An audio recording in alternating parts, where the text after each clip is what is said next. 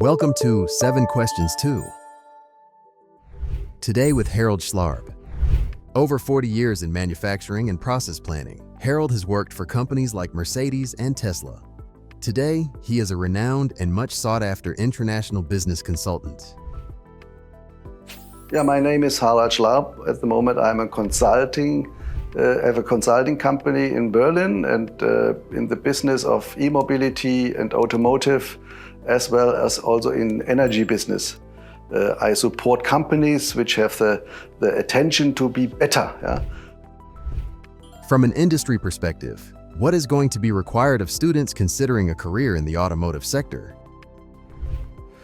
Yeah, the requirements for the students, they will change from the past to the current and to the future. We need more people which are capable to think about in metaverse, which think about in AI, which think about in the digital world, as well as also economics, which can transfer this technical requirements into figures in Excel sheet and make the efficient calculation so that our product are cost effective and our customer, they want to buy this product because they see advantage in this. This is very important. So that means we have now a lot of jobs which will not anymore required, but we will also have more jobs which are required, more in the software, more in the metaverse, more in the AI business, as well in the IoT business, as well in the mechanical engineering and also in the electrical engineering jobs. Digitalization is a challenge, but to what extent does it also open up scope for new methods and solutions? Digital design thinking, digital thinking, it's very important. I will tell you one example. If you produce or design a car, electric vehicle, then you have input from the marketing, from the sales. And then you come in the reality in the styling studio. The styling studio, normally they have clay models, where there is on a one-to-one model, bring clay on top of the surface, then they get rid of this to see how is the radius on an engine hood, for example. Now we want to go in the digital world with virtual reality. We want to see it in a digital world, but we need to see it like it is in the reality. And this is very important for the software engineers and for the people which are doing this job. The job is totally different. They do not think with the hands. They need to do it with the imagination and with their fingers to bring it in the computer in digital motions.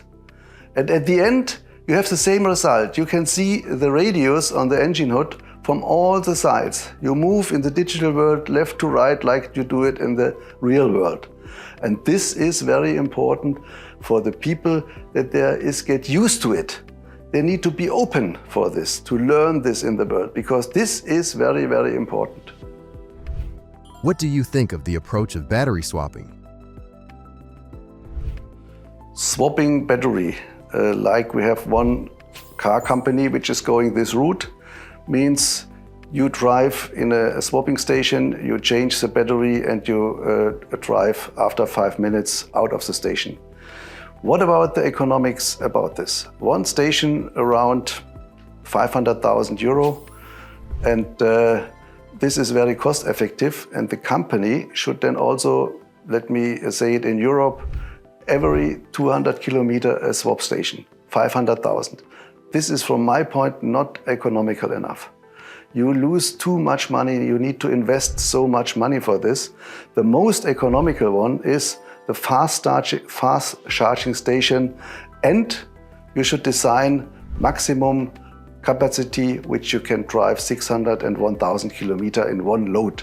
And if you go to the station right now, in 20 minutes, in 10 minutes you have charged your car with 50%, and in 20 minutes you have a capacity of 80%. So if you increase to 600 or 1000 kilometers per charging fully loaded battery, it's easy that you have then in 20 minutes 80% of the capacity, and it is perfect to drive to the next supercharging station. Batteries used in electric vehicles have a service life of around 7 to 8 years. What happens after that? What we are doing with the batteries in the trucks or in our passenger cars after the capacity goes down. There we have the possibility, and we should use it, for battery packs for cities. So we can bring this battery in big battery packs with 600 megawatts or even more, like Tesla did also in Australia. We have a complete city which is then using these elements for the power supply. And this is one element what we really should use and need to use, the life cycle for the battery when the battery goes down in a car, but have enough capacity for a battery pack station. This is very important, and also our students, they should think about also in this environmental. We need to store the sun energy and the wind energy and the water energy. We need to store much as we can. And at the moment we can only store it in battery packs. This is very important. There are discussions around the concept of using electric vehicle batteries for storage purposes. What do you think of this? Battery storage. This is very important that we store the energy in a battery. But at the same time, it's also very important and very useful to use the battery from a car as a battery containment of the energy also in the car. That means if you have a solar panel on your roof and the sun is shining very fast and very heavy, you have a lot of capacity which your own house storage is filled, but then you can use it also with the battery on a car. The same time is, if the energy is going out of your battery, you can give the full charge battery back to your house system, to your house grid. This is very important. And even if you have high capacity, it makes sense to think in this direction and design also this so that you can use it if the customer wants to have this element. You have worked for Mercedes-Benz, McLaren, and Tesla, among others. Based on what you have seen, what changes do you think we will see in industrial production in the next 5 years? Humanoid robots. This is one step in the next future. Humanoid robots, you saw in the news that Boston Dynamics, that Tesla is developing humanoid robots. And if we see how many we will produce also in Tesla, 8 billion robots. We have 8 billion citizens in the whole world. And then you can imagine so many robots, what should they do? First, we will start in the production facilities. We will use humanoid robots to replace the people which are doing stupid, heavy work, and which makes no sense for the people to do it 8 hours per shift. This can do a robot. A robot is very economics. If you see the figures which you can see in the newspaper for 20,000 euro, one robot, or $20,000, this is nothing. The robot can work 3 shifts 24/7. They need only electricity, charging time. And then they can work for this. And this we will see in the near future. This is one element how we also change the world. Not only in the business of manufacturing, also in the healthcare systems.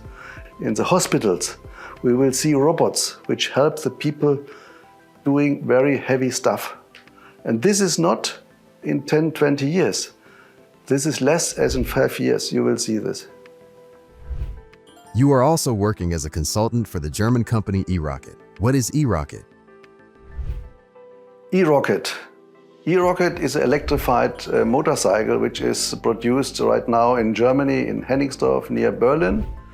And eROCKIT is a special technique what we use in the eROCKIT. eROCKIT has a controller, and due to the force how you pedal about this, you can change the speed and the force of the eROCKIT. This is very, very interesting. You can also use this technique later also in boats, or you can use it in other equipments which you have really the combination of force of the people, of the human, and as well as the electric battery for this. The vehicle is 90 kilometers fast and has a range of 120 kilometers. And very interesting now also for you is that this company has a joint venture with India and the Motor World company in Kolkata. The CEO of India Motor World is very interested to have the development company in Germany and produce in India, in Kolkata, the special parts, electromotor, batteries as well. But you can imagine, we cannot sell e-bike, what we have now in Germany, for around 12,000 euro in India. So that means we need to develop now a new e-bike, a new e-motorcycle, eROCKIT for the Indian market, which we have a lower price for the customer. We have the same advantage if we produce parts in India for Germany for the vehicle, so that we also can bring the price down in Germany for the customer, which is a very good benefit. And my role in this business is as an advisor to see if I can support the company in Germany as well as in Kolkata if they need my experience for this. That was 7 Questions To with Harald Schlarb, German Academy of Digital Education. We bring you opinion leaders and practitioners from industry and applied research. Thank you for watching.